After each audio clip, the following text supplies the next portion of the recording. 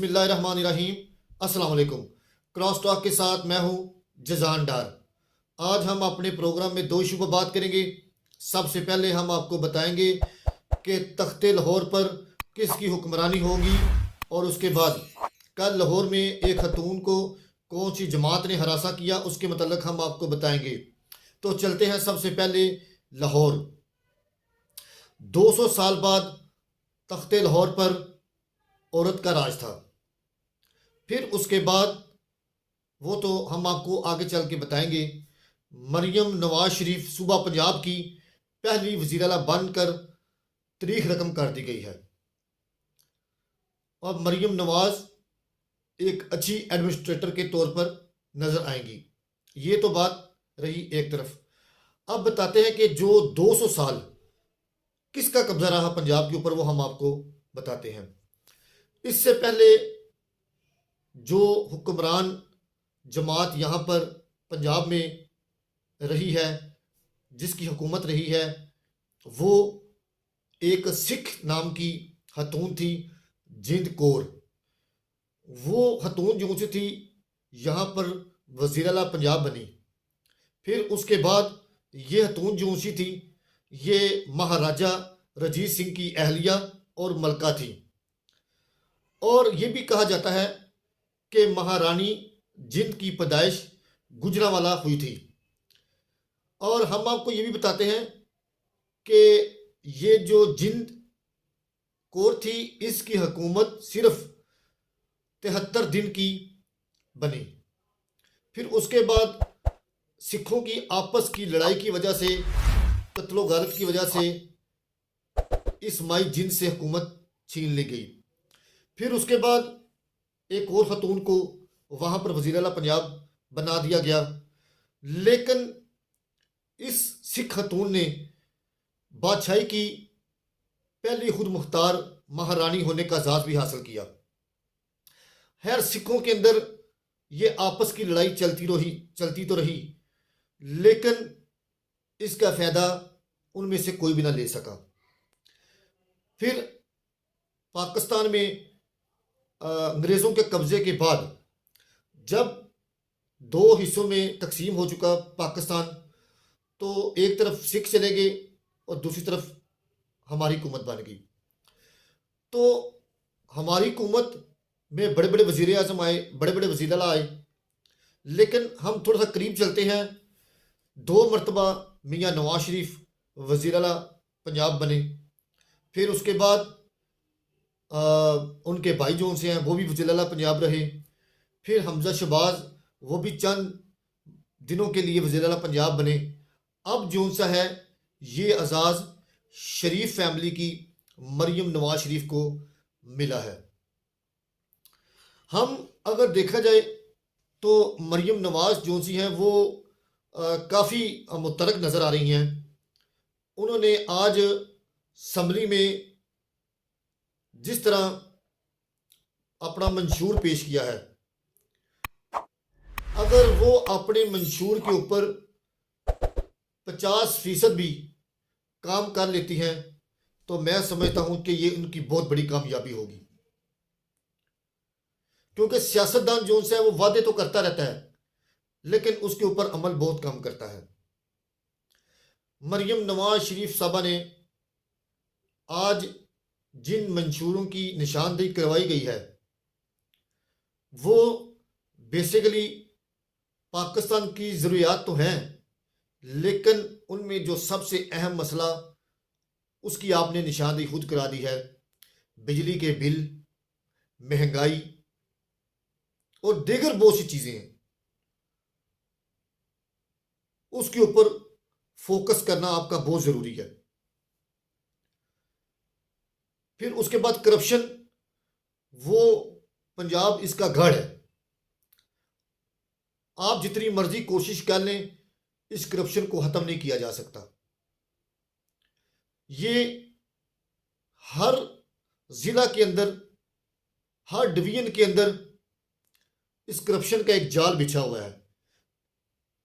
गरीब इस करप्शन की चक्की में पिसा हुआ है।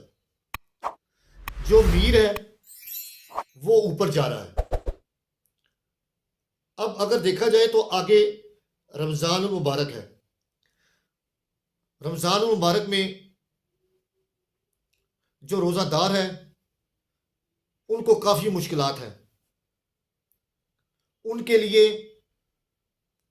आपको चाहिए खसूसी पैकेज का ऐलान करना, बल्कि आपको ये चाहिए कि आप तमाम जो मार्क कमेटी जो मीटिंग्स हैं उनको बुलाया जाए, पहले चीज़ों को कंट्रोल किया जाए, उनकी कीमतों को कंट्रोल किया जाए।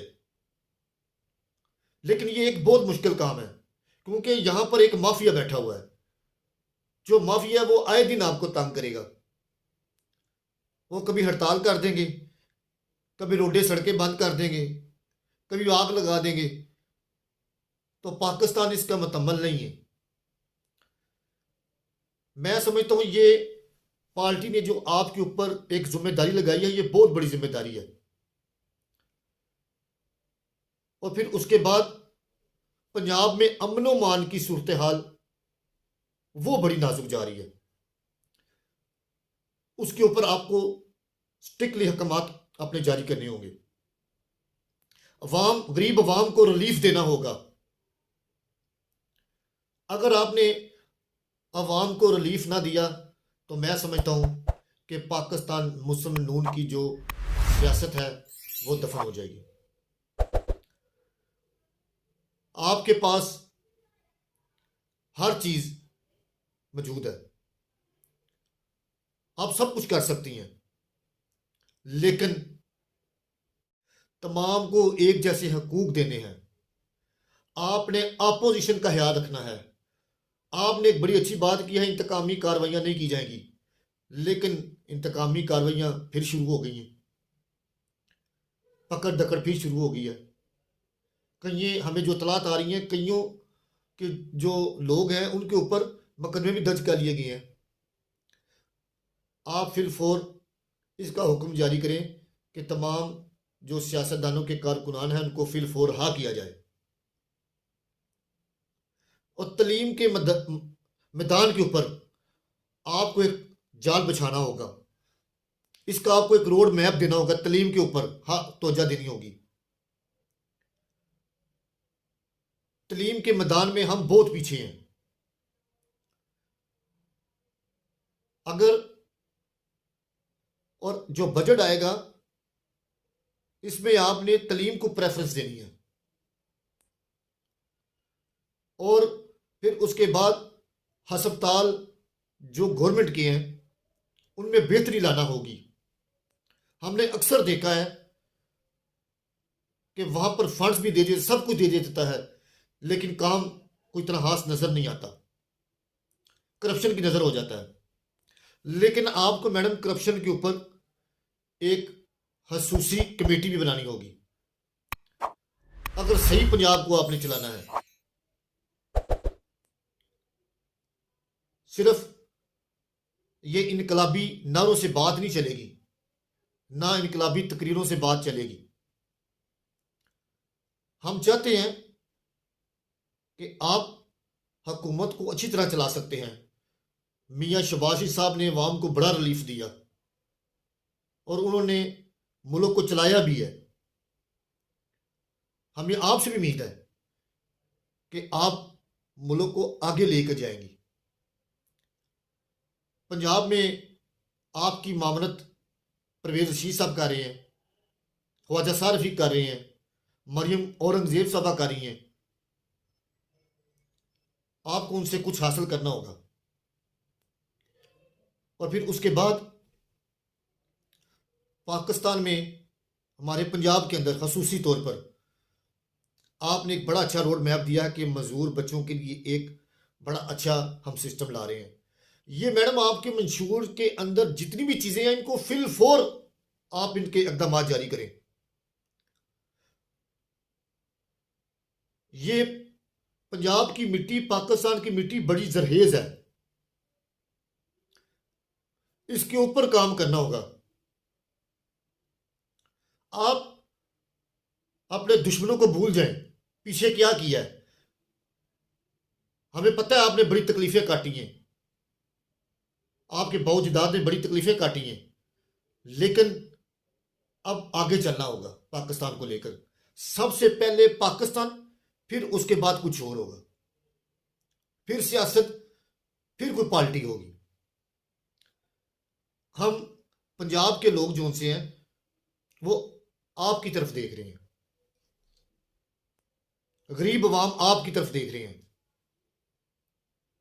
फिर उसके बाद जो पुलिस का सिस्टम है उसको ठीक करना होगा। पुलिस के सिस्टम के अंदर बहुत सी पेचीदगियां और खराबियां पाई जाती हैं, उनको दुरुस्त करना होगा। ये आपके ऊपर एक बहुत बड़ी जिम्मेदारी है। इस जिम्मेदारी को आपने आइन के तरीके से चलाना है। ये आपने जो हलफ उठाया है वो आपने आइन के मुताबिक उठाया है, लेकिन बदकिस्मती हमारी ये है कि हम बार बार कहते हैं कि हमारे आइन में, हमारे पाकिस्तान में आइन की पासदारी नहीं की जाती। अगर नहीं की जाती तो फिर अल्लाह दे वाले। पाकिस्तान की अवाम, पंजाब की अवाम के आगे एक रेत की दीवार बनी हुई है। हम कहते हैं कि ये रेत की दीवार जो सी है वो गिरे ना, उसको सलाब बहा के ले ना जाए कहीं। सो पंजाब को आपने अच्छे तरीके से चलाना है, अच्छा एडमिनिस्ट्रेटर बन के चलाना है। आपको खसूसन ये जो हमारे पंजाब के अंदर अक्सर वो कहा जाता है कि इंतकामी जो सिस्टम है उसको कैसे खत्म करना चाहिए, इसके लिए कमेटियां बनाना होंगी। फिर उसके बाद आपने खवातीन को हरासा करने के मतलब भी कहा है। ये बड़ा अच्छा आपने बात की, इसके मतलब भी अमेंडमेंट कानून में करनी चाहिए, लानी होगी। तो हम आपको मुबारकबाद भी देते हैं कि आप वज़ीर आला पंजाब बनी हैं और उम्मीद है कि आप अच्छे काम करेंगी पंजाब की। इस वक्त पंजाब की तकरीबन 70% जो अवाम है, बल्कि पाकिस्तान की लगा ले, वो सफ़ेद पोशी की ज़िंदगी गुजार रहे हैं। तो मरीम नवाज साहबा आपको मेट्रो बस, लैपटॉप, ये पुल, सड़कों के ऊपर फजूल अखराजात से इंतजाम करना होगा। सबसे पहले आपने अवाम को रिलीफ किस तरह देना है, उनको सुकून की ज़िंदगी जीने का हक कैसे देना है, और दीगर बड़े जो मसाइल हैं वो आपको ही पता है, उनका हल सोचना होगा। और हमारे ज़राए के मुताबिक जो उम्मीदवारान मुंतखब होकर असम्बली में गए हैं उनको 2-2 साल बल्कि 2.5 साल फंड्स बिल्कुल नहीं मिलेंगे, क्योंकि पंजाब की तिजोरी खाली पड़ी हुई है, पंजाब की फैक्ट्रियां बंद पड़ी हुई हैं, पंजाब के कारखाने बंद पड़े हुए हैं, बल्कि पंजाब की हर चीज बंद पड़ी हुई है। समझ लें, बेरोजगारी में हम डूबे हुए हैं। सबसे पहले पंजाब को आपने स्टेबल करना होगा, फिर आप आस्ता आस्ता आगे की तरफ जाएंगे। अवाम को, गरीब अवाम को तंग नहीं करना किसी सूरत भी, वरना इसकी मजीद मुश्किलात आपके लिए पड़ जाएंगी, आपकी पार्टी के लिए बन जाएंगी। सो सबसे पहले आप अवाम को कैसे रिलीफ देना है, कैसे चलाना है, और उनकी दहलीज पर जो वादे आपने किए हैं जो मंशूर में, वो अवाम तक कैसे पहुंचाना है, उस पर अमल दरामद कैसे कराना है, उस पर आपको काम करना होगा।